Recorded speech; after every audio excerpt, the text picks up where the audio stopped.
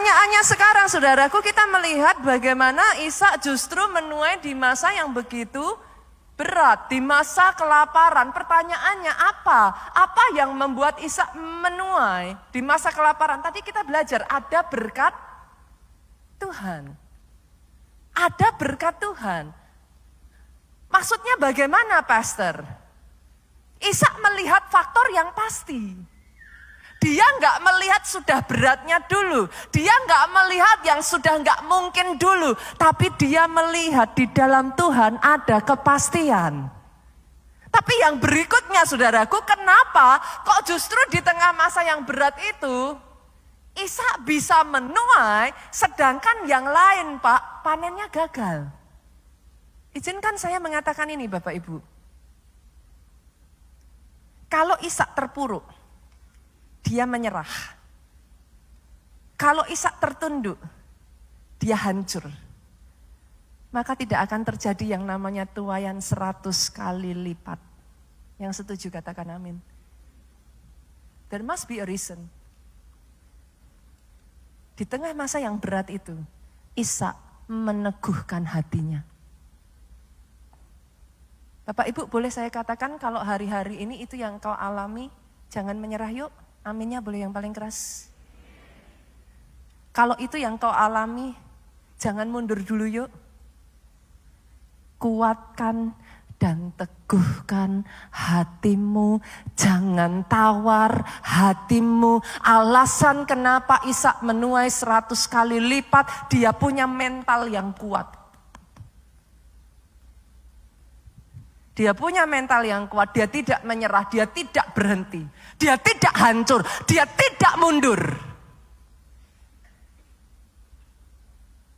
Hari ini saya ingin mengatakan kepada Bapak Ibu di tempat ini, saya tidak tahu apa yang nanti akan terjadi di 2024. Tapi jangan pernah punya pikiran untuk menyerah.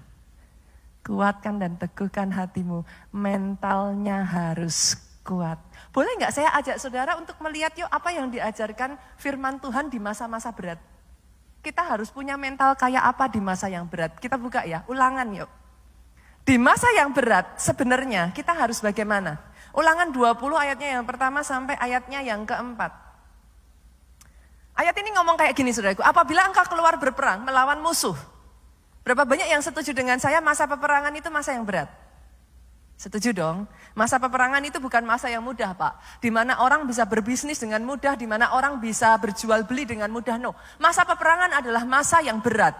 Di masa yang berat itu, ketika engkau melihat kuda dan kereta, artinya apa? Saudara kalah kelas. Saudara prajurit biasa dihadapinya dengan kuda dan kereta. Di masa yang berat itu, ketika engkau melihat tentara yang lebih banyak daripadamu, bukan hanya kalah kelas, sekarang kalah jumlah. Sudah masa berat, kalah kelas, kalah jumlah. Apa nasihat firman Tuhan saudara? Sama-sama yuk dengan suara keras 2, 3. Maka janganlah engkau takut kepadanya. Come on. Ini nasihat firman saudaraku. Di masa yang berat, bolehkah saya katakan, jangan takut. Jangan takut. Jangan takut. Jangan takut. Jangan takut. Pastor, kenapa saya jangan takut? Kenyataannya sudah di depan mata menakutkan. Kenapa saya jangan takut? Lihat, sebab. Boleh sama-sama dengan suara keras kita baca 2, 3. Tuhan Allahmu yang telah menuntun engkau keluar dari tanah Mesir menyertai engkau. Aminnya sekali lagi boleh yang paling keras. Yes, keadaan yang tidak pasti saudaraku, keadaan yang tidak menentu akan akan menyebabkan kebingungan dan ketakutan. Yes. Tapi jangan takut. Kenapa? Engkau tidak sendiri. Tuhanmu yang sudah menuntun engkau keluar dari tanah Mesir menyertai engkau. Artinya bagaimana Bu? Dulu kau pernah ditolong Tuhan. Yang mengerti aminnya yang paling keras. Come on, manusia mudah lupa. Dulu kau pernah ditolong Tuhan, memangnya yang dulu juga nggak berat. Kalau dulu kau ditolong Tuhan, tidak ada alasan hari ini Tuhan yang sama, yang membawa engkau keluar dari Mesir, tidak menolong engkau lagi. Oh, saya berdoa saudara bisa tangkap pesan ini. Karena banyak orang mudah lupa. Dulu sudah ditolong Tuhan, tapi sekarang takut lagi. Ditolong lagi, besok takut lagi. Anak Tuhan yuk, belajar menyadari Dia yang sudah menuntun engkau. Dia memegang tanganmu sampai engkau keluar dari masalah demi masalah di masa lalumu. Hari ini pun Tuhan yang sama, yang sudah mengalahkan Goliat.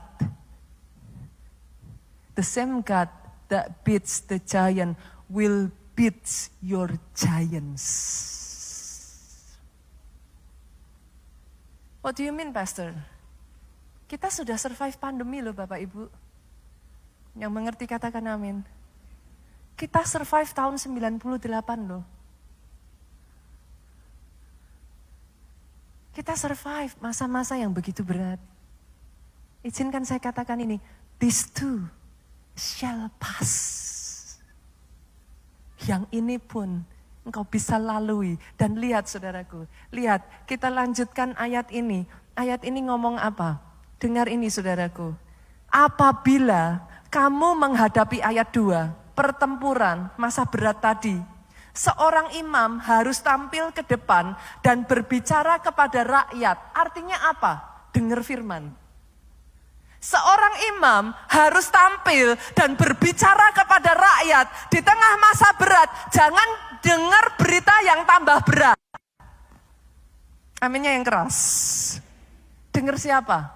Seorang imam harus tampil di hadapan rakyat. Ketika imam itu tampil di hadapan rakyat, apa yang dia katakan? Dengar hai orang Israel, kamu sekarang menghadapi pertempuran melawan musuhmu. Sekali lagi saudara, jangan lemah hatimu, jangan takut, jangan gentar, jangan gemetar kepada mereka. Kenapa? Kenapa? Sekali lagi kita baca yuk ayat yang keempat. Sebab Tuhan Allahmu, Dia berjalan menyertai engkau. Tuhan tidak membiarkan engkau sendiri. Dulu Dia sudah tolong engkau. Kali ini Dia akan berjalan lagi bersama engkau. Apakah saudara kira Dia berjalan dan tidak melakukan apa-apa? Ada kabar baik saudaraku. Dia berjalan untuk berperang bagimu melawan musuhmu. Artinya engkau tidak sendirian. Dia berjalan untuk berperang bagi engkau. Dan kalau Tuhan berperang, artinya saudaraku lihat ini 2-3. Dengan maksud memberikan kemenangan kepadamu. Amin, amin, amin. Ini tahun kemenangan. Ini tahun berkah. Ini tahun keajaiban. Ini tahun multiplikasi. Terjadi atas hidupmu. Di masa yang berat saudaraku. Belajar yuk. Orang Kristen itu kan kayak Bollywood ya saudara. Sedih nyanyi, seneng nyanyi. Kan gitu tuh. Masih ingat lagu ini enggak? Maka tegaklah kepalaku, hadapi lawanku yang berada di sekelilingku, dan mulutku memuji bermazmur bagimu, bersorak bagi kebesaranmu. Di tengah menghadapi peperangan apa yang kau lakukan? Maka tegaklah kepalaku, jangan tunduk. Jangan lesu Pak. Jangan takut. Tegakkan kepalamu. Mazmur 27 ayatnya yang ke-6.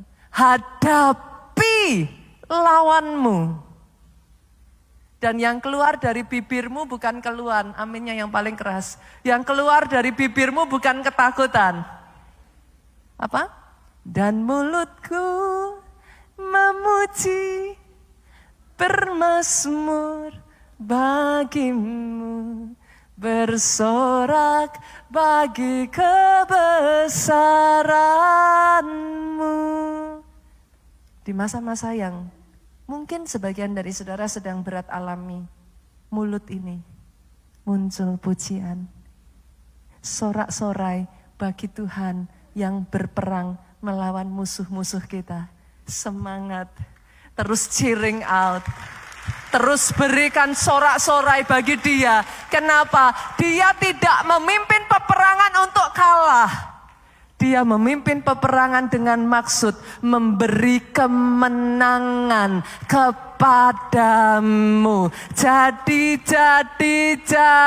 Sekali lagi tepuk tangannya boleh yang paling meriah buat Yesus Tuhan kita.